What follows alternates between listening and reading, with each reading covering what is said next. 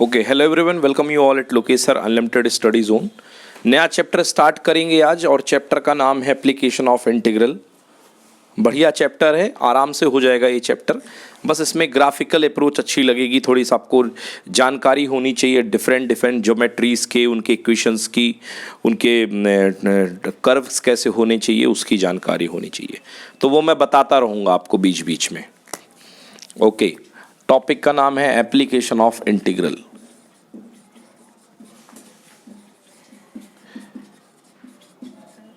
Integration का use क्या है भाई, है ना? इंटीग्रेशन का यूज होता है एरिया निकालने में। एप्लीकेशन ऑफ इंटीग्रल, इसी को कई कई कुछ बुक्स में इसे कहा जाता है area under curve. Area under curve, दिए गए कर्व के भीतर का एरिया निकालने के लिए ये जो चैप्टर है that is called area under curve.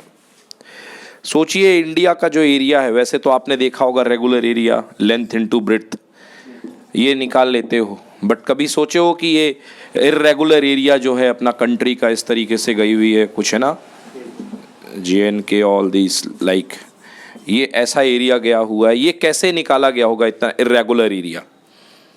कुछ ना कुछ तो होना चाहिए रेगुलर एरिया को निकालने के लिए। भाई इसमें तो लेंथ इनटू ब्रेड्थ नहीं लगेगा ना, है ना? तो ये इर्रेगुलर एरिया को फाइंड करने के लिए जो टेक्निक होती है that is called integration. Regular तो हो ही जाएंगे, समझ गए ना? ये जब इतना खतरनाक हो जाएगा तो ये तो कोई बात ही नहीं है। तो ये ऐसे एरियाज इसमें निकाले जा सकते हैं। तो क्या होता है इसके लिए, सबसे पहले जिस पाथ का आपको एरिया निकालना, उस पाथ का आपको कर्व बनाना पड़ता है, इक्वेशन बनाना पड़ता है ना? और मैथ्स में आप कोई भी लाइन बना दो, कुछ भी चल दो प्लेन में, अगर आप प्लेन में चल रहे हो तो ये जो बनाया है आपने, कुछ भी रख दिया, कुछ उल्टा सुल्टा हाथ चला दिया, पैर चला दिया, पैर से भी पेन पकड़ के बना दोगे तो कुछ तो बनेगा ना, दैट बनेगा, that is called trace out. क्या बोलते हो? Trace out. आपने ट्रेस आउट किया, कुछ ना कुछ ट्रेस आउट किया। किस में ट्रेस आउट किया? एक्स एक्सिस और वाई एक्सिस में ट्रेस आउट किया। तो एक पक्का एक मैथमेटिकल रिलेशनशिप होगी जो y को x से रिलेट करेगी, यानी y equal to x cube plus something something something something. तो ये जो आपके पास ये जो ट्रेस आउट बना है, पक्का इसका एक फंक्शन 101% होगा, इसकी एक इक्वेशन 101% होगी। समझ में आया? हमें ज़रूरत नहीं पड़ती है, हम बनाते नहीं हैं, मगर इसको बनाया जा सकता है। समझ गए ना? आप लोग आगे पढ़ाई करोगे तो एक टॉपिक आएगा कर्व फिटिंग। तो कर्व फिटिंग में आप लोग किसी भी इक्वेशन का, कोई भी पाथ का, कुछ भी कर दो आपने, हाथ से मैंने आंख मूंद के ये बना दिया, तो आप यकीन मानिए इसका भी आपके पास एक y और x में रिलेशनशिप आएगी। समझ गए ना? अब सवाल उठता है कि ये एरिया कितना होगा इसका? तो इसका एरिया किसके साथ, जहां से स्टार्ट हुआ है वहां से जहां पर खत्म हुआ उसका किसके साथ? एक्सेस के साथ। तो इस एरिया को निकालने के लिए इंटीग्रेशन का यूज करते हैं, है ना? तो अपने पास सपोज कोई भी कर्व दिया गया है y और x में, 2D में है तो y और x चलेंगे, 3D में है तो x y z चलेंगे, बट हम लोग 2D वाले हैं। तो चलिए, ये x एक्सिस है, ये y एक्सिस है, और x और y के बीच में आपने कुछ भी ड्रॉ किया, that is called y is the function of x, y is the output and x is the input, and that is a relationship f between y and x। तो y और x के बीच की relationship f है, उसके आधार पर आपने एक curve draw किया है। अब इस कर्व का आपको एरिया निकालना है, कहाँ से कहाँ तक। सपोज मान लो ये x इक्वल टू a है और ये x इक्वल टू b है, तो इस कर्व का area x equals to a से लेकर के x इक्वल्स टू b के साथ, fx का एरिया किस एक्सिस के साथ? x एक्सिस के साथ। कितना होगा? ये होगा। समझ गए ना? तो इंटीग्रेशन कैसे एरिया निकालता है? तो ये जो एरिया निकलेगा बच्चों, this area is equals to, ये एरिया जो होगा दिस इज इक्वल्स टू, बेटा एरिया किसके साथ निकाल रहे हो? एक्स एक्सिस के साथ, तो dx आएगा। क्या आएगा? dx। स्टार्टिंग वैल्यू क्या है लिमिट की? a, एंड लिमिट क्या है? b। तो area a b, limit a से लेके b। एरिया कौन ट्रेस आउट कर रहा है? Function of x, function of x। भाई इंटीग्रेशन करोगे तो x का ही फंक्शन तो लगेगा। समझ गए ना? तो fx dx, तो ये कहलाएगा area. Okay, this is what? This is the area traced out by the curve. Area shaded by the curve. Area shaded by the curve fx within the limit a to b. Okay. Area shaded by the curve y equal to fx within the limit a to b. This will give you the area. है ना?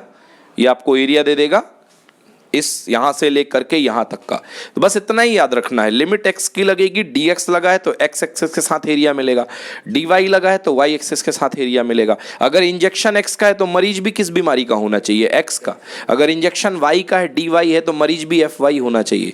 Okay, तो fx dx। अब बेटा confuse मत होना, fx को ये अपन क्या बोलते हैं, y, तो इसको आप y dx भी तो लिख सकते हो, y dx, समझ गए ना। अब ये मत सोचना अरे सर मरीज तो इंजेक्शन तो x का है, आप y लिख रहे हो। अरे भैया y fx तो होगा, y थोड़ा ना रख के कर दोगे, y की वैल्यू समथिंग होगी like y equal to 4ax, तो वहां अल्टीमेटली y x के टर्म में ही तो टूट करके आएगा, समझ गए ना। तो बहुत इजी है, आप आराम से कर सकते हैं इसको। तो इंटीग्रेशन जो होता है हमें वो एरिया प्रोवाइड करता है, ठीक है ना। तो इस चैप्टर में हमें एरिया ही निकालना है ना, इस चैप्टर में हमें एरिया ही निकालना है। तो अभी आपने देखा x एक्सिस के साथ एरिया ऐसा मिल जाएगा। अब y एक्सिस के साथ एरिया देख लो भाई, y एक्सिस के साथ एरिया निकालना है। ये अपने पास कोई कर्व है, ये कोई कर्व है, ओके। y एक्सिस के साथ एरिया निकालना है। मान लो ये y की स्टार्टिंग लिमिट है, y is equals to a, और ये y की एंड लिमिट है b। तो ये जो एरिया शेड होगा y एक्सिस के साथ, देखना कैसे शेड होगा, ये इतना रीजन शेड होगा within the limit a to b। तो ये जो शेडेड एरिया है ये क्या होगा बेटा, a से लेके b, किसकी लिमिट है बेटा, y की, तो यहाँ पे dy आएगा। अब dy जब है तो किसका डिफरेंशिएशन इंटीग्रेशन करेगा, फंक्शन ऑफ y का, फंक्शन ऑफ y का। तो इस समय आपको y के टर्म में फंक्शन बनाना पड़ेगा, इस समय आपको किसके टर्म में फंक्शन बनाना पड़ेगा, y के टर्म में। भैया जब f of x equals to y is equal to f of x होता है, y is equal to f of x होता है, y is the function of x, तो x is the function of y भी तो convert कर सकते हो आप, क्यों नहीं कर सकते हो, बेशक कर सकते हो भैया। ये तो आपके लिखने का तरीका है कि मेरा डिपेंडेंट x है, इंडिपेंडेंट y है, और मेरा इंडिपेंडेंट x है, मेरा डिपेंडेंट y है। x दिया है तो y निकाल लो, y दिया है तो x निकाल लो, ये तो अपने अपने तरीके हैं। देख लो एक एग्जांपल बता देता हूं।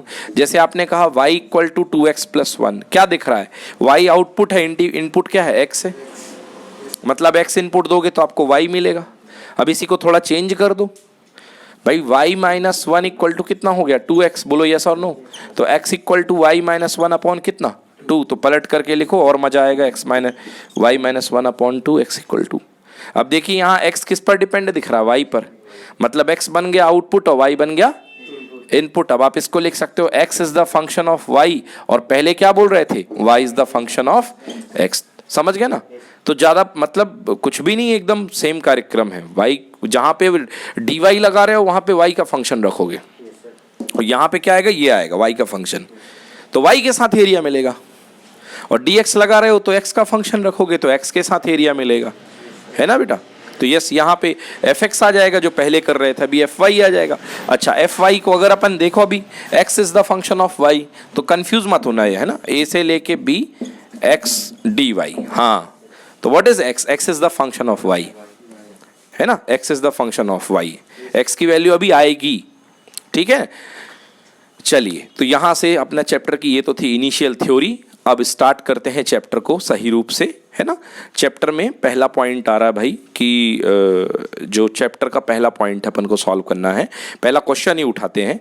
एग्जाम्पल नंबर 1 से देखेंगे इस क्वेश्चन को, ठीक ना।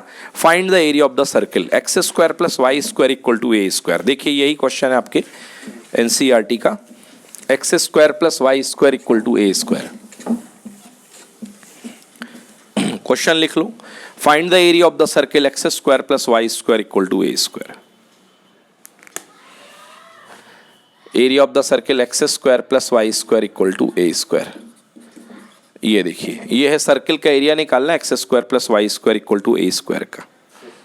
सबसे पहले जानकारी होनी चाहिए भाई ये कैसा सर्किल है, तो ये सेंटर फॉर्म का सर्किल है, x माइनस 0 का स्क्वायर y माइनस 0 का स्क्वायर इक्वल टू a का स्क्वायर। ये मैंने ऐसा क्यों लिखा, क्योंकि 11th क्लास में हम लोग पढ़ करके आए थे सर्किल का स्टैंडर्ड फॉर्म, सर्किल का सेंटर फॉर्म। तो वहाँ पे सेंटर h कॉमा k होता था और रेडियस r होती थी। तो जो सर्किल का इक्वेशन बनता था वो बनता था x minus h square y minus k square equal to r का स्क्वायर। बोलो यस। तो मेरे कहने का मतलब अभी h क्या दिख रहा है 0, k क्या दिख रहा है 0, और रेडियस r की जगह क्या है a है ना। तो ये सर्कल आइडियली इस तरीके से बनेगा, देखा जाए तो एक्चुअली सेंटर क्या है बेटा इसका 0 0, और रेडियस क्या है बेटा इसकी a। तो ये वाला पॉइंट क्या हो जाएगा a, 0 a, 0। ठीक है ना। अब हमें इस सर्कल का एरिया निकालना है। वैसे तो जानते हैं एरिया क्या होगा, पाई आर स्क्वायर होगा कि नहीं होगा। फिलहाल रेडियस ए है तो पाई ए स्क्वायर, मतलब आंसर आएगा अपना पाई ए स्क्वायर। अरे रेडियस आर होती तो पाई आर स्क्वायर, रेडियस ए है तो क्या होगा, पाई ए स्क्वायर। बट इसको प्रूफ करके लेके आना है कि भाई दिखाओ कि एरिया पाई ए स्क्वायर होता है, ठीक है ना। चलो तो ये डायग्राम बन गया। हाँ देखिए मैं क्या कर सकता हूं, अगर मैं इसके एक पार्ट, ये है a कॉमा जीरो, बेटा ये वाला पॉइंट क्या होगा, 0 कॉमा ए, इतना तो पता है ना, a कॉमा जीरो 0 कॉमा ए, तो बना लिया। इसको भी लिखना चाहो, इसको भी लिखना चाहो तो लिख सकते हो कुछ, हाँ ठीक है, माइनस a कॉमा जीरो और ये 0 कॉमा माइनस ए, है ना। मुझे निकालना है इस पूरे सर्कल का एरिया। एक बात बताओ, अगर मैं इस पार्ट के एरिया को निकाल के 4 से मल्टीप्लाई कर दूं तो टोटल सर्कल का एरिया आ जाएगा। तो इस पार्ट का इसका नाम दे दो O, इसका नाम दे दो A और इसका नाम दे दो B। मैं इस रीजन का एरिया निकाल करके 4 से क्या कर दूंगा, मल्टीप्लाई कर दूंगा, ठीक है ना। एक बार मैं तुमसे फिर से वापस ले चलता हूं जो मैंने तुम्हें सिखाया था। मैंने क्या सिखाया था, ये अपने पास कोई कर्व है y is equal to f x, बोलो, और यहाँ पे x की वैल्यू a से लेकर के यहाँ तक जा रही है b तक, ठीक है ना। तो एरिया क्या होता है, एरिया इज इक्वल टू होता है इंटीग्रेशन y dx, y को ही एफ एक्स डी एक्स बोलते हैं, याद आया, y dx F x D x. तो कंसेप्ट क्या है बेटा, हम मानते हैं कि यहाँ पे एक छोटी सी स्ट्रिप है, ये जो dx है ये छोटी सी स्ट्रिप, बहुत ही पतली सी स्ट्रिप है dx की, ये dx स्ट्रिप है, बोलो यस और नो। dx तो बेटा dx जो है यहाँ तक की इसकी जो विड्थ है वो हो गई dx की।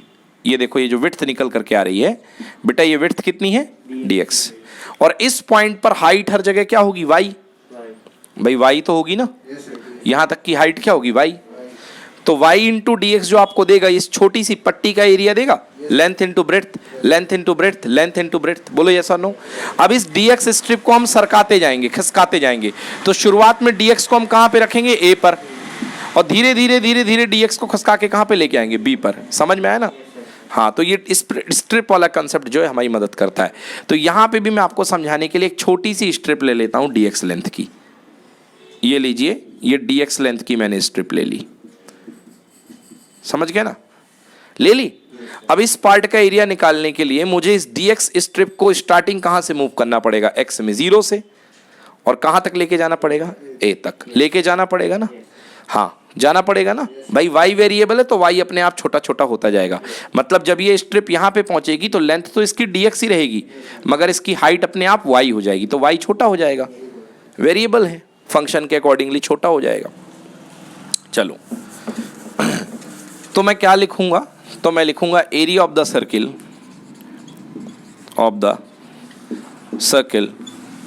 Is equal to 4 times into area of region O A B O, वापस ओ से लेके ए से लेके बी से लेके ओ, ए बी ओ, बोलो यस। चलो भैया निकालते हैं ओ ए बी ओ। हाँ भाई किस में किस, आपको बताइए स्ट्रिप को किस एक्सेस मूव कराना है, एक्स में। तो एक्स में मूव कराना है तो लिमिट लगा दो 0 से लेके कहाँ तक, ए तक। मतलब ये जो स्ट्रिप मूव होगी 0 से लेके ए तक मूव होगी, 0 से लेके ए तक मूव होगी। तो यहाँ पे क्या आएगा बेटा, dx, और dx आएगा तो यहाँ पे क्या आएगा, fx आएगा, है ना। fx क्या होता है बेटा, y होता है कि x होता है, y होता है। अरे y तो होता है, तो ये हो गया y, और ये अपने पास कितना dx, बोलो यस और नो। मतलब अब हमें y निकालना है in the terms of x। पकड़ो भाई इक्वेशन को, इक्वेशन क्या था, X square plus Y square equal to A square. Equation है x square plus Y square equal to A square, तो y इज इक्वल टू कितना हो गया, A square minus x square, हुआ ना। y is equal to A square minus x square, तो y is equal to हो गया under root ए square minus x square. Clear है। तो यहां पे मैं रख देता हूं जी 0 to a under root A square minus का dx। कंफर्म, इधर पर तो कोई दिक्कत नहीं है ना। तो 0 से लेके ए स्क्वायर माइनस एक्स स्क्वायर का dx, इधर तक कोई प्रॉब्लम तो नहीं है ना। व्हाट, कौन, नहीं मेरे यहाँ नहीं है।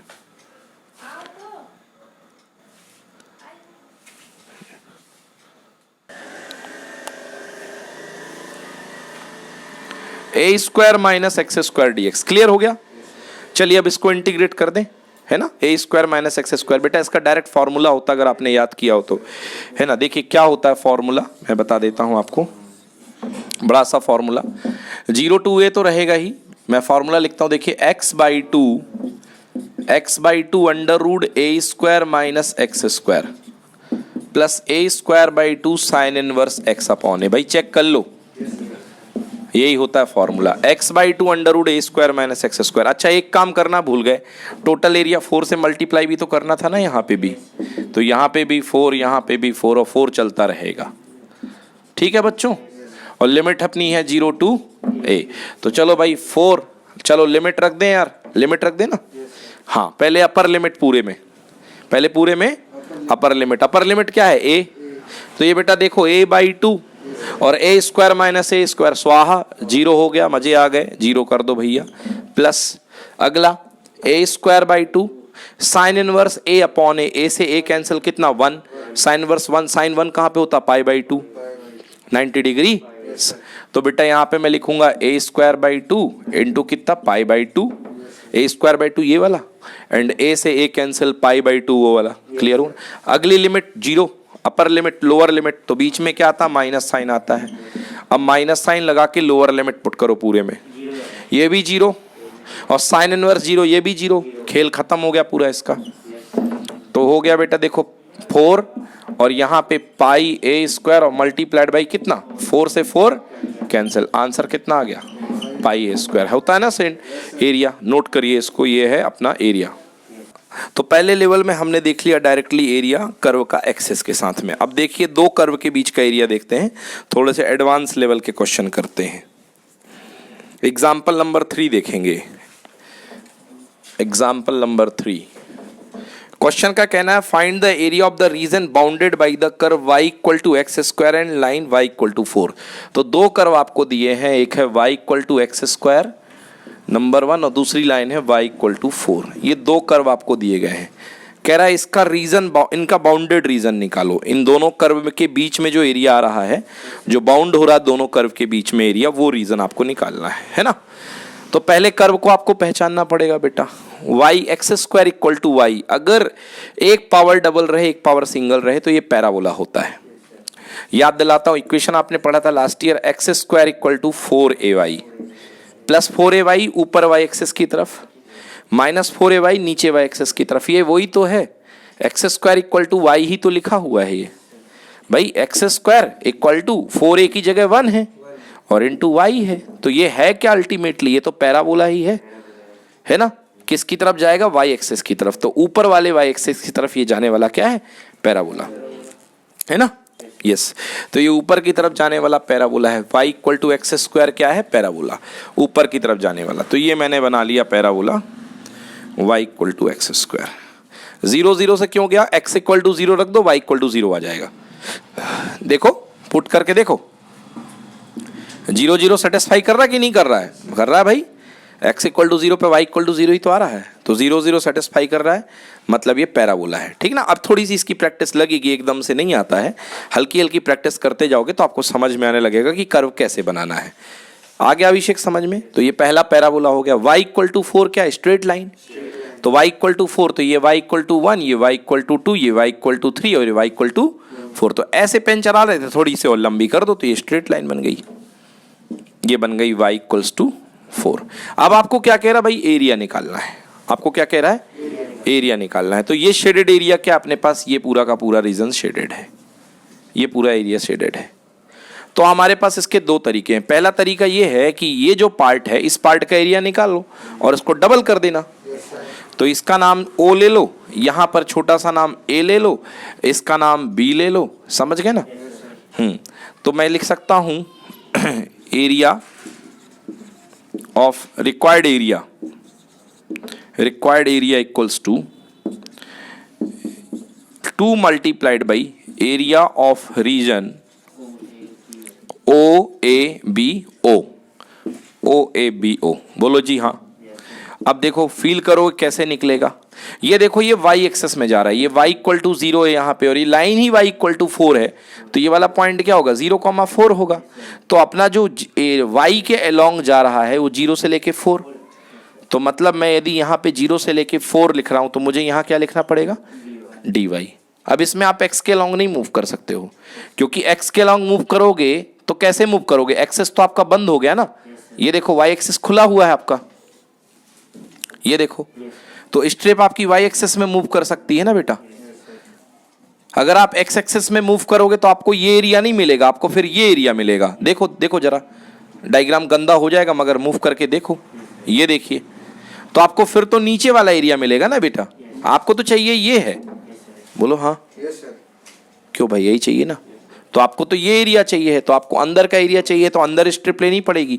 तो बताइए इस बार x वाली स्ट्रिप कोई काम की है नहीं, केवल ये वाली स्ट्रिप कोई काम की है। तो dy, और dy है तो यहाँ पे क्या लगेगा, function of y, function of y, मतलब इसके y की वैल्यू इस कर्व की होगी, है ना।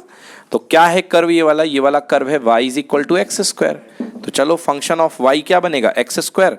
तो ये हो गया 2 times x square, 1 minute, function of y है तो मुझे x की वैल्यू निकालनी पड़ेगी ना बच्चों, x equal to under root of y। बोलो यस की नो, भाई भूल गए क्या, 2 0 to 4 और fy को क्या बोलते थे, x बोलते थे ना, x dy। तो x की वैल्यू निकालनी पड़ेगी तभी तो y का फंक्शन बनेगा ना। तो ये रूट y हो गया। तो आंसर क्या आएगा देखिए यहां से, एरिया इज इक्वल्स टू 2 बाहर है, लिमिट है 0 to 4 रूट ऑफ y, और यहां पर कितना जी, dy, ठीक है ना। तो 2, चलो y की पावर 1/2 प्लस 1, अब नीचे भी 1/2 प्लस 1 मतलब 3/2, ऊपर भी 3/2 चलेगा ना। और लिमिट 0 से लेके कितना 4, पलटी मार के 2 ऊपर हो गया, 2 2 जा 4/3, ये 2 यहाँ आ गया, और अंदर बचा y की पावर 3/2। तो अपर लिमिट 4 की पावर 3/2 माइनस 0 की पावर 3/2, बेटा 4/3, 4 की पावर 3/2, 4 की पावर 3/2 को मैं इसको 2 की पावर 2 की होल पावर 3/2 लिख सकता हूं, 2 से 2 कैंसिल, तो कितना आ गया 4/3 मल्टीप्लाइड बाई 8, ठीक है ना। और तो 4 8 जा कितना हो गया 32/3। चेक करो जी आंसर सही है, 32/3 स्क्वायर यूनिट। एनी प्रॉब्लम, तो यस नोट कर लो फटाक से इसको। अब देखिए यही जो क्वेश्चन है, अगर आप इसको x एक्सिस के अलोंग करते तो कैसे करते, अगर x एक्सिस के अलोंग करते तो कैसे करते, समझिएगा इस चीज को बढ़िया। ये अपने पास कर्व है, क्या कर्व है भाई, x square equal to y, और ये जो लाइन गई थी, ये लाइन गई थी y इक्वल टू 4, हाँ ये लाइन गई थी y इक्वल टू 4। हमें ये एरिया निकालना था अंदर का, तो हम एक साइड की बात कर रहे हैं, 2 का मल्टीप्लाई बाद में कर लेंगे, अभी एक एरिया देखिए, हमें ये एरिया निकालना है, ठीक है। देखिए एक्स एक्सेस के साथ अगर हमें एरिया निकालना है तो कैसे निकालेंगे, ये कट पॉइंट फाइंड कर लीजिए, ये कट पॉइंट आप यहां तक फाइंड कर लीजिए। कैसे फाइंड करेंगे, ये अपने पास X square equal to Y है, और यहां पर इस X square equal to Y है, और यहां पर वाई इक्वल टू 4 है, तो ये दोनों लोग यहां पे तो लड़ेंगे ना।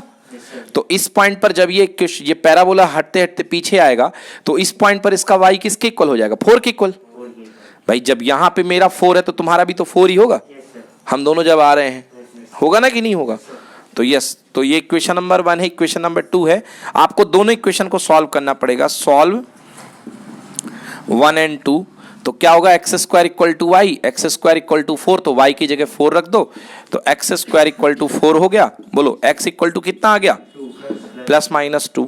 मतलब ये जो कर्व है y इक्वल टू 4 को एक जगह काटेगा +2 पर, मतलब ये पॉइंट मिल गया 2,4, और ये पॉइंट क्या, -2,4। ये तो मैंने जानकारी के लिए बता दिया, मेरे कोई काम का नहीं है।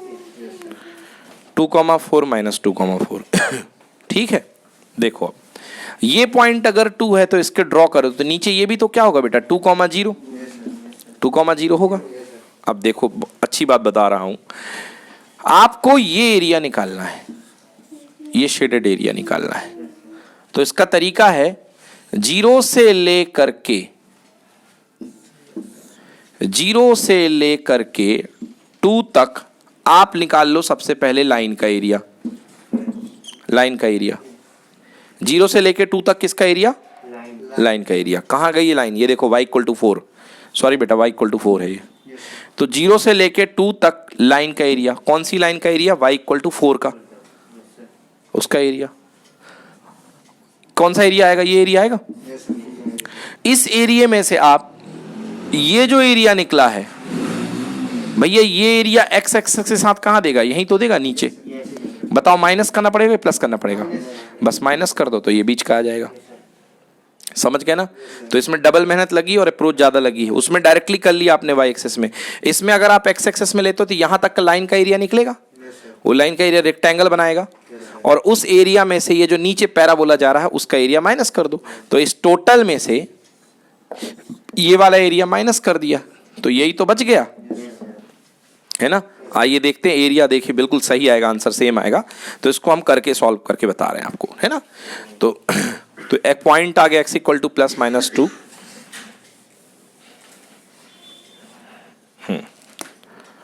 नाउ ये वाला एरिया का उसका कुछ ये है, अपन इसको निकालते हैं। कुछ नाम दे दें क्या इसका? हमें चाहिए है कौन सा वाला एरिया? ये वाला एरिया O, इसका नाम A, इसका नाम B, इसका नाम O, ठीक ना? तो required area equals to 2 times of OABO। OABO इसका डबल करेंगे बाद में, लिख दिया। चलिए 2 टाइम्स OABO। अब OABO की जो कहानी है वो 2 तरीके से होगी। Number 1, area shaded by the line minus area shaded by the parabola.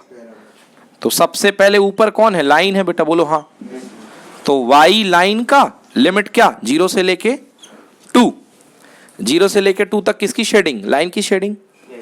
0 से लेके 2 तक किसकी शेडिंग? लाइन का एरिया माइनस 0 से लेके 2 तक, यहां dx रखेंगे सॉरी, और 0 से लेके 2 तक y कौन सा? Parabola dx। बोलो समझ में आया कि नहीं आया? भाई लाइन के शेडेड एरिया में से पैराबोला का शेडेड एरिया माइनस करना है। तो मैंने लिख दिया इक्वल टू 2 टाइम्स 2, इसलिए क्योंकि जो इधर आएगा वो इधर करना पड़ेगा। इक्वल टू 2 टाइम्स लाइन का एरिया। तो लाइन का एरिया कहां से कहां तक? 0 से लेके 2 तक, क्योंकि अब x की लिमिट लगा रहा हूं। तो लाइन का एरिया माइनस पैराबोला का एरिया भी 0 से लेके 2 तक, है ना यार? 2 टाइम्स देखो यार, y लाइन का इंटीग्रेशन करना है तो 0 से लेके 2। हाँ, y लाइन का y किसके इक्वल है? 4 के इक्वल है। तो लो भैया 4 और यहाँ पे dx, बस करते जाओ आराम से बिना टेंशन के साथ। माइनस 0 से लेके 2, पैराबोला का y चाहिए। देखिए पैराबोला तो y equal to x square है ना, तो क्या आएगा बेटा? X square dx। क्लियर है बच्चों? 4 बेटा बाहर ले लो ये 4 आ गया, है ना? चलिए तो देखता सॉल्व करता जाता हूं मैं। 2 4 बोलो dx का integration x, upper limit 2 minus lower limit 0, तो 2 माइनस 0, 2 माइनस 0 को 2 ही आएगा। माइनस बेटा देखिए इसका आएगा x square by 2, x cube by 3, तो 1/3 बाहर। एक्स स्क्वायर का क्या आएगा? एक्स क्यूब बाई 3, 1/3 बाहर। और x का क्यूब तो अपर लिमिट 2 का क्यूब, है ना? तो माइनस यहाँ पे 2 का क्यूब आ जाएगा। 2 का क्यूब कितना हुआ बेटा? 8। 0 का क्यूब तो कुछ मतलब ही नहीं है। चलो जी अच्छी बात है। 2 4 2 जा कितना हुआ? 8 माइनस 8/3, यही हुआ ना? तो 2 और यहाँ 3 8 जा कितना? 24 माइनस 8/3। लो भैया 24 में से 8 गया, कितना बचा बोलो? 16 16/3। 16 2 जा 32/3। देखो यही था आंसर, पिछले बार भी यही निकला ना, अभी भी यही निकला ना। क्लियर हुआ? तो ऐसी अप्रोच भी आप लगा सकते हैं। ठीक है, नोट करिए इसको। देखिए अभी आपने सिंगल कर्व के एरिया देखे, सिंगल कर्व का एरिया एक्स एक्सिस के साथ, डबल कर्व का एरिया भी एक्सिस के साथ देखा। अब हम बता रहे हैं आपको दूसरे टाइप का एरिया बिटवीन 2 कर्व। 2 कर्व आपस में कितना एरिया शेड करेंगे। देखिए ये y एक्सिस है, ये x एक्सिस है। मान लीजिए ये पहला कर्व है, ये पहला कर्व है मान लीजिए, और इस कर्व का नाम है y is equal to f1x। y is equal to f1x। ठीक है ना, y is equal to f1x। और दूसरा कर्व देखिए, इसके नीचे से ऐसे जा रहा है, ये है दूसरा curve, y is equal to f2x। हमें इसके बीच का एरिया निकालना है कि ये कितनी शेडिंग हुई है। तो हमारा सबसे पहला काम रहेगा, इन दोनों कर्व को हम लड़ा करके x के कोऑर्डिनेट्स निकालेंगे, मतलब ये कोऑर्डिनेट। तो सॉल्व कीजिएगा। इक्वेशन नंबर 1 ये है, इक्वेशन नंबर 2 ये है। दोनों इक्वेशन को सॉल्व करेंगे आप, और x की वैल्यू दोनों को लड़ा करके आ जाएगी, जैसे अभी आई थी ना, -2 + 2 देखा था ना आपने +4 वाले क्वेश्चन में, पीछे वाले में। तो x की वैल्यू आ जाएगी, x की जो छोटी वैल्यू कहलाएगी वो कहलाएगी a, और जो बड़ी वैल्यू कहलाएगी वो कहलाएगी क्या, b। आ गया समझ में। अब आपको इसके बीच का एरिया निकालना है, कैसे निकालेंगे। देखिए ऊपर वाला जो कर्व है, ऊपर वाला कर्व कुछ ऐसा है कि नहीं है, बताइए। अगर मैं इसका पूरा एरिया x एक्सिस के साथ निकालूं तो मुझे पूरा एरिया इसका x एक्सिस के साथ क्या मिलेगा, a से लेके b। पहला कर्व y1 बोलो, या जिसको कह सकते हो लो f1x लिख लो, बोलो हाँ। ऊपर वाला कर्व f1x और dx, ये एरिया मुझे कितना मिलेगा, ये पूरा नीचे तक मिलेगा ना, ये मिलेगा दूसरा एरिया f1x dx। अब दूसरा एरिया देखो, दूसरा कर्व ये जा रहा है, ये पॉइंट है a और ये पॉइंट है b। मुझे एरिया x एक्सिस के साथ कितना मिलेगा, नीचे वाला मिलेगा कि नहीं मिलेगा। तो दूसरा वाला एरिया मैं लिख देता हूं f2x dx, लिमिट a से लेके b। आप बताइए मुझे ये एरिया चाहिए है, ये वाला एरिया। तो मुझे ऊपर वाले कर्व से नीचे वाले कर्व का एरिया माइनस करना पड़ेगा कि ऐड करना पड़ेगा। माइनस करोगे तो ये जो ओवरलैपिंग एरिया है माइनस करने में हट जाएगा और केवल बीच वाला पार्ट बच जाएगा। तो f1x dx minus f2x dx, ठीक है ना। तो ये कंसेप्ट हमको ये यूज करना है एरिया बिटवीन टू कर्व में, ठीक है ना। नोट कर लो इसको, एरिया बिटवीन टू कर्व में हम बड़े एरिया से छोटे एरिया को माइनस करेंगे। चलिए लिखिए, find the area between the curves y square equal to x, y square equal to x number 1 and x square equal to y number 2। इनके बीच का एरिया निकालना है आपको। y square equal to x और x स्क्वायर y के बीच का आपको एरिया निकालना है। अब समझिए भाई कि ये क्या होता है, y square equal to x क्या होता है, x square equal to y क्या होता है। पहले मैं y square equal to x दिखा दूं आपको। x की पावर क्या है बेटा, 1 है, और एक तरफ डबल पावर एक तरफ सिंगल पावर है, मतलब 100% क्या है, पैराबोला। तो ये पैराबोला जाएगा y square equal to x इस तरीके से, ये गया parabola. What is this, this is y square equal to x। Clear ना। हाँ, सेकेंड देखो भाई, x square equal to y, single power y की तरफ है, मतलब अपवर्ड पैराबोला बनेगा, ये बनेगा ना। तो ये बन गया x square equal to y, second वाला पैराबोला। आपको निकालना है ये वाला एरिया, ये शेडेड रीजन आपको निकालना है। ये वाला पॉइंट तो वैसे खुली आंखों से दिख रहा 0,0 है, बट हमको ये पॉइंट निकालना पड़ेगा। क्यों भैया, ये पॉइंट जब निकालोगे तभी तो तुमको x पता चलेगा, बोलो यस और नो। और जब x ये वाला पता चल जाएगा तभी ये वाला जो समथिंग 0 आएगा उसी के अंडर में तो तुम इंटीग्रेट करोगे, उसी में तो आपको इंटीग्रेट करना पड़ेगा। ऊपर वाला कर्व माइनस नीचे वाला कर्व, बोलो यस और नो, ठीक है ना। यस, चलिए तो अपन को कुल मिला के क्या करना पड़ेगा, हमें ये पॉइंट चाहिए है, हमें इस पॉइंट का x चाहिए है ना।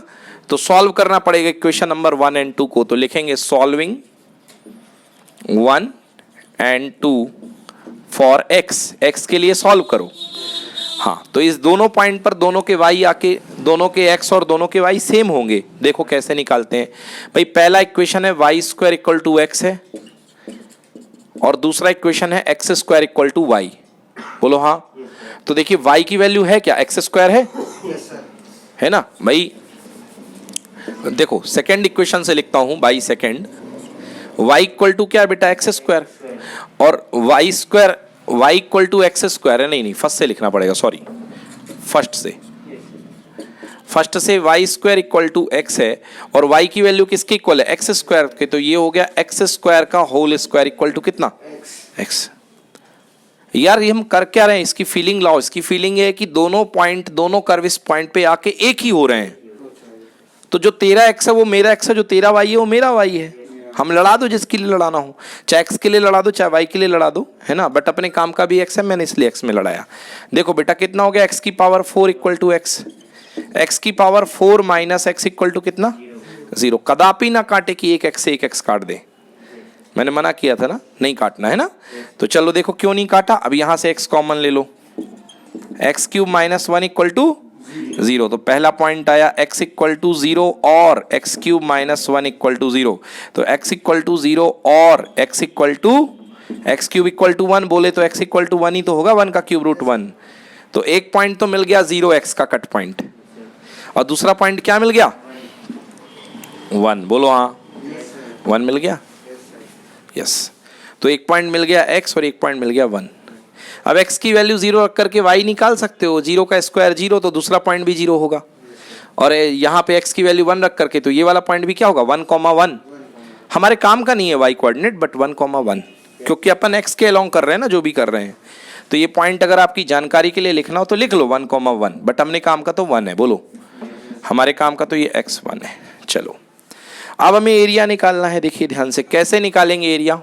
ओ नाम ले लो, इसका नाम ले लो A, इसका नाम ले लो B, बोलो यस, इसका नाम ले लो C, है ना, इसका कुछ नाम ले लो M। Any problem? अब हमें शेडेड एरिया निकालना है। रिक्वायर्ड एरिया इक्वल टू, तो ऊपर वाले पैराबोला का area with in the limit 0 to 1 minus नीचे वाले पैराबोला का area with in the limit 0 to 1। बोलो आया समझ में कि नहीं आया? So required area equals to area shaded by parabola। Area shaded by parabola. बेटा ऊपर वाला पैराबोला क्या है, y square equal to x. लिखता हूं, अभी लिखता हूं, है ना। एरिया शेडेड बाई पैराबोला, ऊपर वाला कौन है, y square equal to x, है ना। ये y square equal to x ना लिखो तो y is equal to root x लिख लो। भाई y square equal to x बोल दो या Y equal to root x बोलो, बात बराबर है।